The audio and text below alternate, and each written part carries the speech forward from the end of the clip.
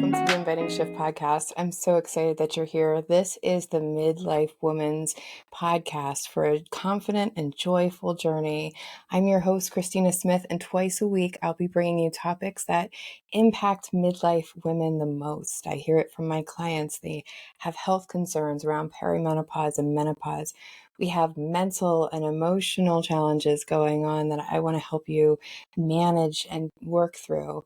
I want to talk about how we deepen our relationships and our friendships in midlife, and then what we do when we want more, how we get clear on that, and how we start moving forward confidently and joyfully, because that's what this journey is about. I want midlife women to come together, create a community to revolutionize how we see midlife.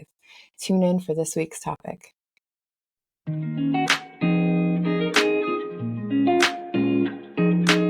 Well, welcome back, shifters, to a new week. We have Maryam on today, and Maryam is a resilience and midlife coach.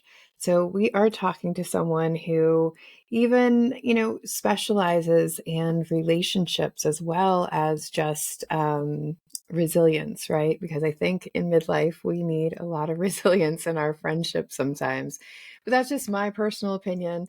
Welcome, Maryam. Thank you so much for being here.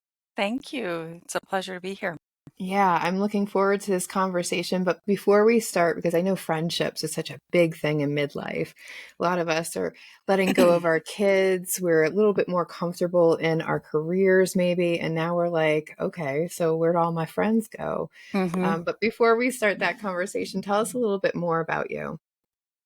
Yeah, so as you said, I am a resilience coach and I specialize in working with people in midlife going through changing relationships. And as you know, and probably have experienced like I have, relationships do change in this stage of life. Our needs are changing. Our children have grown up. So we have empty nest going on. We may be dealing with aging parents. Um, Careers may be changing. Lots of changes happen in this stage. So that impacts what our needs are and that impacts our relationships. So yeah, I help folks navigate all that stuff. Yeah, and what I love about this is like I always look at midlife as if it's a second adolescence. And when we look at like the adolescent archetype, it's really about like who am I and how do I socially have these relationships, right? That's the stage where we start making friends on our own, not just because we're stuck in a play date or whatever, but Hmm. we really start reassessing like who is it that I actually want to be in connection with and want to relate to. And I think that this happens again in midlife for us when we start going, okay, what relationships are actually benefiting me and which ones are a little bit more of a struggle. And I loved, we were talking before this, just so you can clue y'all in, that you were saying there's different phases to relationships. So where do we start? Where do you want to start with this whole friendship thing in Um, midlife? I'd like to start with what and excuse me, I have a little bit of a cough. So what I'd like to start with is what I see a lot of people stress over during this stage. Um, I think we're all gravitating, or the good chunk of us are gravitating, having more peace in our relationships, having less drama in our relationships. Um, and, as our needs are changing, our relationships are going to be changing, our friendships. Um, and that can leave us stressed that why isn't my friendship like it was 5 years ago, 10 years ago, right? Um, when there is an acceptance of my relationships are going to change, right? Because I am changing, right? There is so much less stress when you accept that it, so that when something does come up with one of your friendships or any relationship, that, oh, okay, I understand, because this is supposed to be happening. Things are going to be changing. Now, of course, if there are obstacles or challenges that need to be addressed, you address them. But part of really evolving, part of resilience is understanding our emotions when our relationships are changing, and being able to sit with and navigate those emotions when those relationships change, and not so much fight it or have a lot of drama around it. getting to a place of acceptance when it comes to those relationships changing. Mm, I love that because just recently I went through a shift in a relationship with a friend and it was really crushing to me, and I had to start working through that I was feeling abandoned, right? And not necessarily, this woman was doing whatever's best for her mental health and what she needs right now. And so, like you were saying, things change because our needs change. And I had to realize, like, it's not always like the movies where you have one friend or, five friends and you have them for your entire life. And Yeah. I mean, it works out for my husband, but it didn't necessarily work out for me. And so it wasn't just the one shift of this relationship. It was that suddenly it was bringing all of that emotional wounding from all the relationships that I've had where I felt abandoned or estranged or, Hmm. not really sure what was going on. So that's just one way that things can shift. And after I worked that out and I was like, oh, hold on, that's actually, I call it a fishnet of wounds. Mm, That every time somebody kind of pings and this whole fishnet of wounds comes up.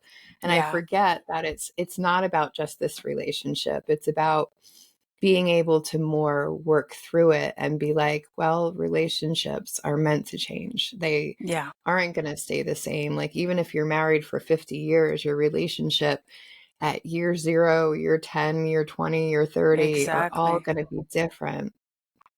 And so how do you help them work through the emotions that are going on? I'm sure the abandonment thing must be a Very common common. one, but I'm Yes. sure there's so many others too. Right. And I'm so glad that you brought that up because it really can trigger a lot of stuff from our background Mm, when these changes happen, right? Things that we haven't healed yet.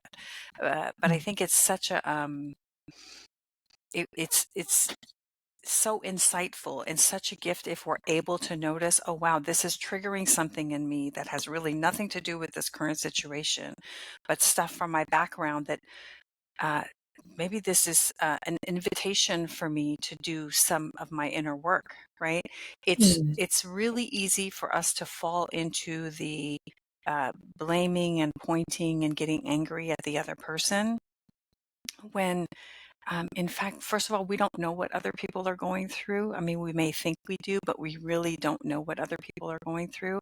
So mm, they may have certain wounds that, and they probably do, and certain triggers that, they're triggered right now and things are changing. I have found that even when I have uh, encountered friends who I feel lash out, my first response is not to get defensive. I have on so many occasions reached out, hey, this is not like you. What's going on with you that you're sending such a text, right?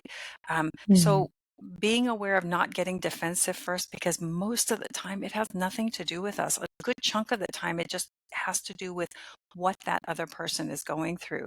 So extending compassion, extending empathy, really, I have found reduces our stress instead of making it mm. about me and getting defensive about it. Because those emotions can just linger and then spill into other areas of our life. The sooner we're able to do that and go through that process, the easier it is, and it doesn't spill into other areas of our life. I love that so much because I always see relationships, friendships, whatever it is, it's like such an opportunity for our own growth work. Because whatever's going on, I know that if I'm getting to the point where I do want to lash out, where I do want to like point out what they're doing wrong or whatever, like I know I'm in that wounded part of Yeah. me, that wounded child part of me that suddenly, wakes up and just doesn't want it to be my fault because I can't fix anything from that unempowered place. And the other thing that can happen is we just start telling ourselves stories about it. And I know in the past, I was really proud of myself this year when this relationship shifted, and I really didn't tell myself stories about it. Right. Instead, I was like, okay, well, I don't know what's going on for her. I don't know what's happening for her. But I didn't tell myself stories about it, which I think is the worst part when it comes to, like, at least for me, for the emotional part, is I can sit here and go, oh, there must be something wrong with me. She doesn't want to share something with me. I must have done something. And I Right. can go down that whole suffering spiral. But instead, we can just ask directly, like, what's going on? And we may Right. not get a direct answer, or an answer that feels fulfilling to us. Hmm. But at least we know if we asked, we opened up space for that conversation. If the other person is scared of saying something like that, or we've opened up the conversation to hear, hey, this just doesn't fit for me the way that, the schedule that we used to have of friends and do that stuff just doesn't fit for me, so that I can understand more before I just go down that suffering spiral and telling myself all kinds of nasty stuff about me. Yes, yes, very true. And the thing is that we might fall into those stories, right? Stories about me, stories about the other person. Um, I think that initially naturally happens for all of us. The difference, I think, is when we're able to catch ourselves before we go down that rabbit hole, before we stay in there too long, right? So, as you said, it's okay. We all have those stories, but just trying to catch ourselves sooner. And which opens up to, if it lingers and you think you need to have a conversation with the other person, hey, do so, right? Because one, it's okay if you don't get the response you're looking for. Um, I always say, when you have difficult conversations, no matter how the conversation goes afterwards, congratulate yourself on initiating or sitting in on a difficult conversations, right? Because I think most of us have problems with having difficult conversations. Um, and then when we do have them, we're like, oh, I know we shouldn't have had that conversation because it didn't go like I planned. But we have to remember to congratulate ourselves and really acknowledge ourselves for doing something that was difficult, right? Because that's part of resilience, knowing something is difficult and doing it anyway, right? Mhm. And it's so vulnerable sometimes for some of us to have those conversations, especially if we grew up in a household where everything was kind of swept under the rug and we just Yes. ignored it all. And what I've learned is if I don't bring those conversations up, it just gets worse. Like, I mean, Yes. I start having judgments and I start going, oh, why doesn't she change her behavior? And, and I can get into a very self-centered kind of thought process where I'm like, well, that's not the way I would have treated them. And I see all of that perspective that's like, how dare they treat me? That's not how I would treat them. But like we have to understand that not everybody grew up like us. Not Yeah. everybody grew up with the same exact perspective. And so I think one of the struggles that we don't always ask for what we want or say, hey, this doesn't work for me. Can we do something different? Or can we shift the way that we're interacting here? Or just asking for what we want, knowing we may not get it because if we're not asking, it's a demand and that's not a question. But like just knowing that we can actually ask for what we want. And I don't think I knew that before I was 40. Or if I Hmm. did, it was way too scary for me to even try to Yeah. ask for what I wanted. I should just buck up and deal with it, right? Hmm. Instead Hmm. of actually pointing something out. And I thought, how terrible of a friend am I if I'm not pointing out what I think might be hurting this person's other relationships as well? Not saying that I'm right, just saying this is a point I'm bringing up. So I think asking for what we want is something that we often skip over. And we go to that, some of my clients go to that, well, they should have known. They Yeah. should have known. Yeah. So a couple of things I want to touch on there. So I'm going to come back for asking what we want, but the first part of Okay. what you said was, um, what was the first part that you said? Okay, now it's just completely I completely lost my thought. Okay, That's all so right. when we're talking about asking for what we want, first we have to recognize what is it that is being triggered in me, right? And Mhm. in whatever feeling is coming up for me, anxiousness, being scared, whatever it is, the other person is not responsible for what I'm going through, right? I am Hmm. responsible for my own emotions. So when I'm asking for what I want, I have to be aware of, okay, well, if what she's doing is making me, for example, jealous, right? Um, well, I mean, I can't ask the other person to stop doing something because I'm getting jealous, right? That is something I need to work on. I'm responsible for my own feelings, right? I can't hold Hmm. someone else responsible for my feelings. So we have to be aware of when we're asking for what we want, is it really something that is our responsibility to take care of or the other person? So that's really important in doing that. And if I remember my second thought, I will I will come Well, back that's to it. such an important thought right there is, realizing I do a little class once in a while called Whose Problem Is It Anyway? Like Uh-huh. if we're in a conflict or if we're having a struggle, like whose problem is it? And I always say the person with the problem is the person with the problem. So, meaning the person with the feelings or the trigger around it is the person with the problem. And it doesn't become that other person's challenge or conflict until we actually ask for what we want. And a Hmm. lot of times we don't have to do that, which I think is like what you were just explaining. If I'm feeling jealous, am I going to say to my friend, "Oh, don't shine so brightly. Don't, show all of who you are because I get jealous." No, that's Yeah. ridiculous. Yeah. Right. Jealousy is something I have to work out within my own self. Am I sad because I don't shine my own light bright enough? Is that what's going on? Am I sad that I don't feel like I have the same opportunities or I'm not creating the same opportunities as Yeah. this other person is? And so looking at that part, I love that you brought that up because I think that really is essential because it's ownership. Like that's the ownership Definitely. of that fishnet of wounds that I have, that I can get jealous, that I feel abandoned, that I get mad when you do that thing. It's like, well, that's all about me and the stories I'm telling myself about it, Exactly. not about that other person. So often there I don't even ask the other person for anything because by the time I've done my own work, I'm like, "Oh, I get what it is. I get what Right. it is now." Exactly. This is Exactly. actually about me. And I Yeah. think that's a I think really that's a important big thing one 'cause in all yeah. relationships. That really is just like such a there's so much peace when we can do that because now I have control over what I can do about Yes. it versus if it's in the other person, I have no control.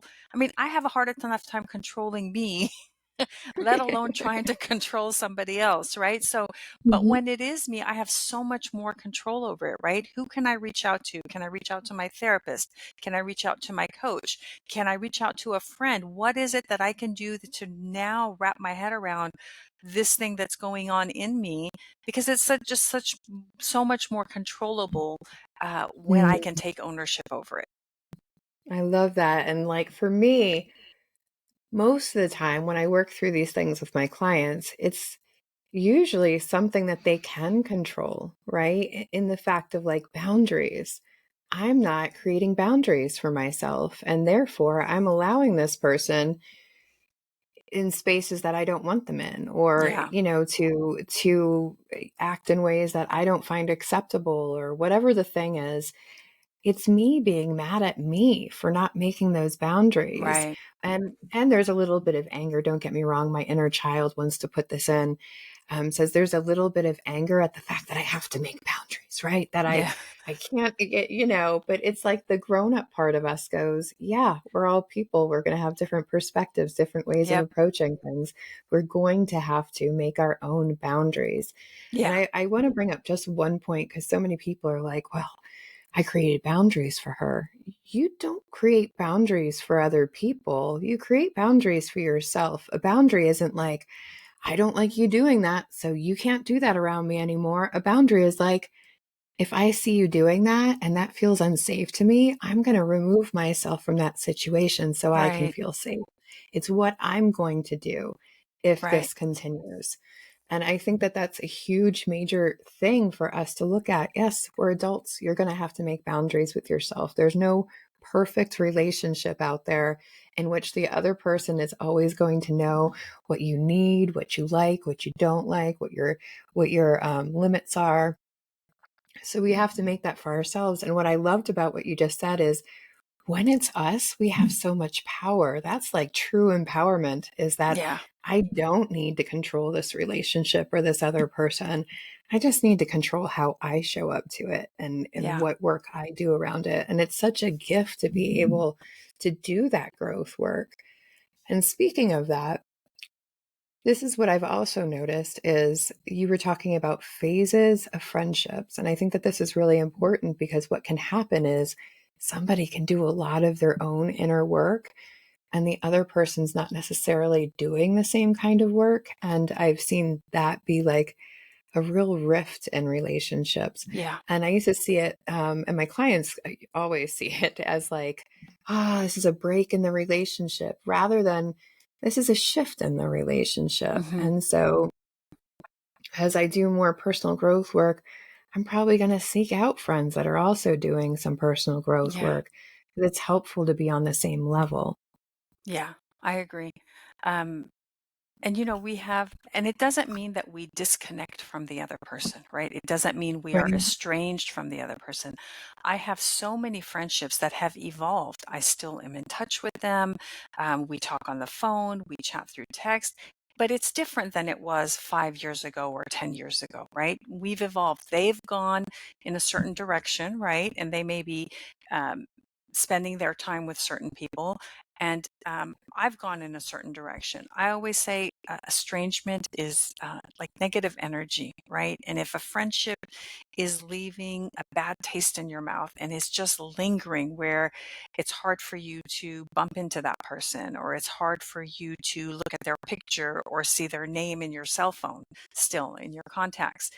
And there's work for us to do when that those kinds of feelings and that bad taste is still in our mouth. That's really an invitation for us to do our own work. And it's really, if we can view it as a gift, it really is a gift. It's a jewel for us. Yeah. Mm, I love that Yeah. it's a gift. It really is. I mean, I think that that's the number one thing for relationships is not necessarily about the relationship. But it's about like, what can I learn about myself by being in relationship with this person? Because I think that that's so essential. That's the whole reason for, I mean, not the only reason for relationships. We love to be in connection. Humans need other humans. But I think it is one of the biggest gifts that I get from relationships. Like, oh, I'm seeing more of me and what makes me tick, what makes me Yeah. triggered, what creates all of that stuff. So I think that that's so important. So, how do we make new friends if we do become estranged, or like you said, we have these relationships, maybe we used to get together with this friend every week and now it's like more like twice a year or something. um, we might want to fill that void. So how do we create new friendships in midlife? I think that this Yeah. is it's like the number It's one a question I get. Yes, it is a it is a big question. So I want to go to that, but I remembered the point I wanted to make earlier. Okay, I, great. I and I wrote it. I wrote a note down. I'm like, let me make sure I mention this. So when you were talking about like if somebody does something, and we get Mm, really upset and we say, I would have never done what they did, mm, right? Um, I think that whenever that thought comes up for us, or whenever we find ourselves speaking those words, we got to stop, because look, every single one of us grew up in different households, different families. That vital phase of who our caretakers were, um, our adolescence, our young adulthood. We've all had so many different experiences. There is no way that we can expect somebody else to do what we would have done in that situation, right? And I mhm, think that can really, really hurt relationships, is we get offended because I would have never done what that person did, right? Just mhm, recognizing that we are individuals, very different, and we all are going to act different ways in our relationships. I think that can bring a lot of peace, inner peace, when we recognize that and just catch ourselves when we go down that line of thinking, I would have never done that. mhm. Yeah. So that's the point I Yeah. wanted to make. So I'm going to I'm so jump glad over. you made it though. Uh huh. Yeah, but I'm Yeah. so glad you made it because like I have clients who are like, oh, my friend, she didn't message me on my birthday. And I mean, how could she? And they'll stay mad for like weeks. And it's like, Yeah, we don't know what was going on. Maybe she forgot it was your birthday. Maybe in her life, birthdays weren't that important, or exactly. like she just Yes. ignores them. Like we have no idea what Yeah. that means, but we're assigning meaning is what I think that is important to that, right? That conversation that you're having around that is it's that assigned meaning that we're giving Hmm. it. Like it must mean that she doesn't care, that I'm not important to her, blah, blah, blah. Yep. And we make up all these stories rather than just going, hey, it was my birthday. I didn't get a message from you. Or even ahead of time going, hey, my birthday's next week. You know what Yeah. I would really love? Yes. And Yeah. making the ask rather than the Yeah. assumption. Yeah. So many of our friendships actually are, can get ruined that way is because of that line Hmm. of thinking. Yeah. Hmm. Yeah. So when it comes to friendships,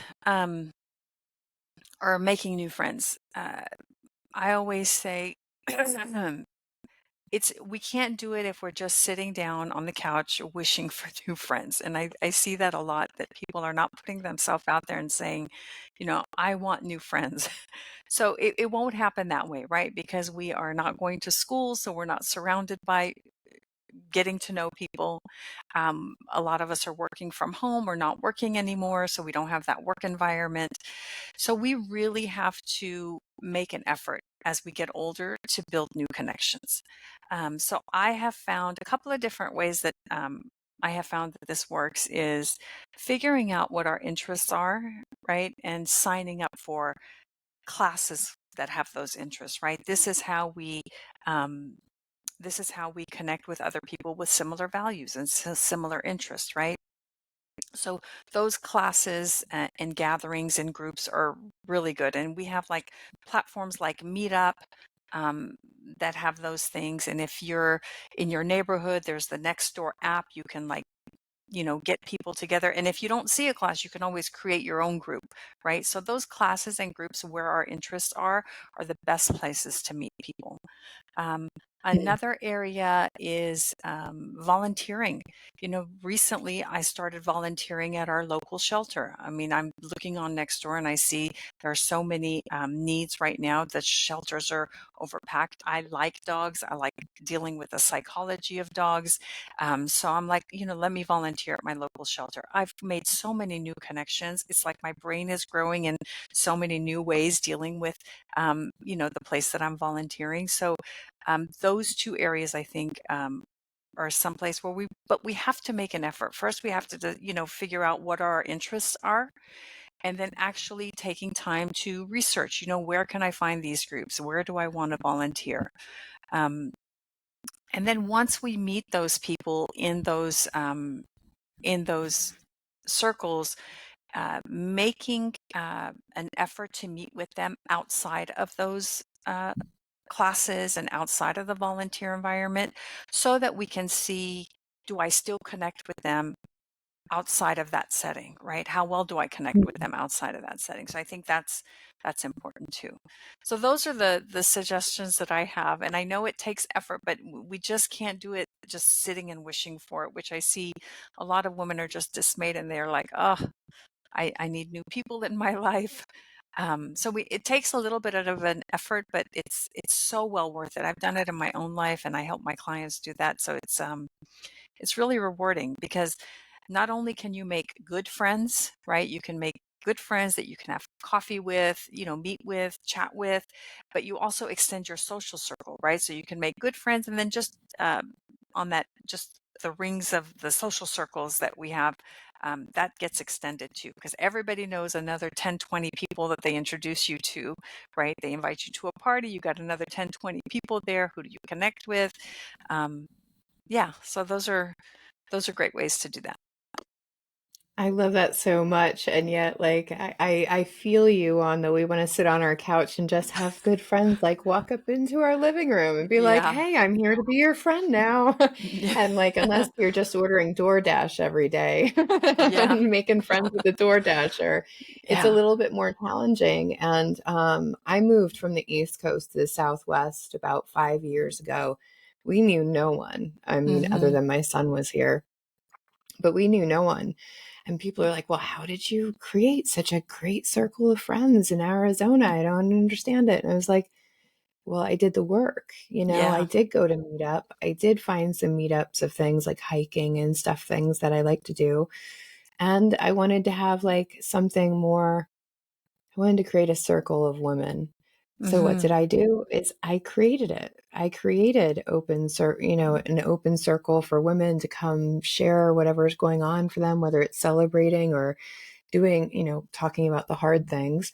Yeah. And that's how a lot of women got to meet each other. And I mean, it was work though. I mean, it Yeah. wasn't like I was just like, let me just manifest some friends right here and they're just going Yeah. to ring my doorbell and it's going to happen. And I say this Yeah. to women and then they get like discouraged. They're like, I don't want to do Yeah. that. Yeah. Well, how badly do we want our friendship? Exactly. And it's an investment. It's harder work right now, right? It's effort right now. It's difficult right now. But hey, those friendships are going to be really vital to us as we grow older. So if we Hmm. think that I'm putting the work in right now and investing in my future, right? Because those relationships are going to be really important as we age. Yeah. And we're all craving Hmm. human connection right now. We're just coming out of the pandemic. So many things are moving to Zoom, uh, online. So I really think a lot of the agitation and frustration I see, I think we're just missing that human connection. Yeah. And I really liked what you said about, it's almost like dating, like ask them on a date outside of the group that you're in so that you can really get to know them one on one. And Yeah. friends are like, same thing with a relationship with a partner. Not every single person we meet is going to fit our bill, is going to work out for us. And Hmm. I think that that's another part for us to just recognize and be honest with Yeah. ourselves that just because I do ask somebody out to coffee, we might go to coffee and find out we really don't have much in common, or we really have completely different lifestyles. We just kind of share that one hobby and let that be okay. That's like practice friendship dating, right? Yeah. Like, Yeah. And they can be all in your wider social circle, right? So you may hmm. be looking for somebody that's in your smaller circle, right? And they just maybe in an outer ring, right? You don't have to see them Hmm. all the time. You just see them occasionally. Yeah. Hmm. Yeah, and recognizing that, yeah, I love that you mentioned that because there are different levels of friendship. There's friends I might talk to once a year, and then there's other friends where I talk to them every month, and Yeah. other friends where I might go out with them every week. Hmm. But it's really about creating layers of those Yeah. friendships. And I think that that's what really has supported me because those outer layers aren't any less important. We True. just have a different kind of relationship. Yep. Um, so just thinking about that, just so that we don't all think that just because I invite a woman out to lunch or something, that suddenly we are going to be best friends forever and Yeah. and be calling each other every day, which I think is also a different, like one more point that I just want to make is that we communicate in different ways as well. So just being aware of that. Some people are like full on texters. I'm not much of a texter. I Yeah. use text to set up real conversations. And that's about it. Like, but some other people, like, they want to have a text every day. Those people would probably not be in my closest Hmm. friends line just because that's not a lifestyle that fits for me. So just knowing that we have power to make new friends. We have power to look at what's going on within ourselves when we are struggling in a relationship, I think is really important as Yeah. well. And then how we make these new friends, it means that you're going to have to do a little bit of effort. It's just like dating. Your future partner is not going to walk up to your door and ring the Yep. doorbell, probably. I mean, I guess it could happen, but you probably have better chances if you're out doing the work and Yep. trying to actually make it happen rather than just waiting around. Thank you so much for being here. I know that Sure, you have a sure. free gift for our audience as well. So you want to tell us about that? Yeah. Well, thank you so much, Christina, for having me. It was a pleasure having this chat Hmm. with you. Yeah, so I have a midlife guide. The link is going to be below, I believe. They Hmm. can click on that to get it. It's a series of questions for you to self reflect on, has you thinking about your past a little bit, and then how you want to move into your future. So it's a guide for that. Yeah. Yeah. And when they sign up for that, Beautiful. they'll also get my occasional newsletter that comes out a couple of times a month. And as part of my practice, I do offer I do offer a free coaching session. If anybody's curious about working with me, my first session is free to see, if we're a good match, like a chemistry. It's like a chemistry call. Yeah. Hmm. Beautiful. Beautiful. Thanks for sharing that. And thanks for being here. Friendship is such a big topic in Yes. midlife. And I want Yes. all women to have as many friendships as fulfill them. We just have to take it upon ourselves, take the power upon ourselves to do a little bit of work, whether we're in a Yes. relationship or whether we want new ones. Yeah. Thanks so much. Sure. You're welcome. Yeah. And thank you, audience, for tuning in and really following this. I'd love to hear people's comments about maybe there's other ways that you found to meet new friends. Me and Miriam are always open to new ways. We'd love to know. So leave a comment for us and we'll talk to you soon. Thanks, shifters. Are you tuned in and you're like, I wish I had a group of women that I could have these conversations with so I could hear their real lives, how they're experiencing these challenges, how they're getting to the celebrations, how they're building a journey that is more joyful and confident? Well, I got you. I have created a community called the Modern Midlife Mentorship, where we have a modern perspective over what aging and what we look like aging looks like today. It doesn't have to be sitting in a rocking chair. In fact, there are so many women out there doing so many amazing things, as you can hear with my guests on the podcast. But in this modern midlife mentorship, we're going to bring a community together to rethink about what midlife can be like, really dive deep into the topics that are impacting us, like our health, our emotions, our mental health, our relationships, and that big piece of what do I want next for myself. So, if you are interested in being in a community, making more connections with women in midlife, and getting all the tools you need to really move through the challenges and get to those celebrations, then I want you to click the button below for the Modern Midlife Mentorship. Learn more, reach out if you have any questions, and I would love to see you there. Thanks for tuning in. I hope that you enjoyed the episode and that you were able to get something out of it. If that's true, then on Tuesdays and Thursdays, every week this season, I am going to be releasing more. So make sure that you hit that subscribe button, hit the like button, leave a comment. It all really helps us get seen by more women so that we can really revolutionize how we see aging and how we see ourselves while we're aging so that we can age more joyfully and confidently. I hope you're gentle with your humanness, especially in midlife. Bye.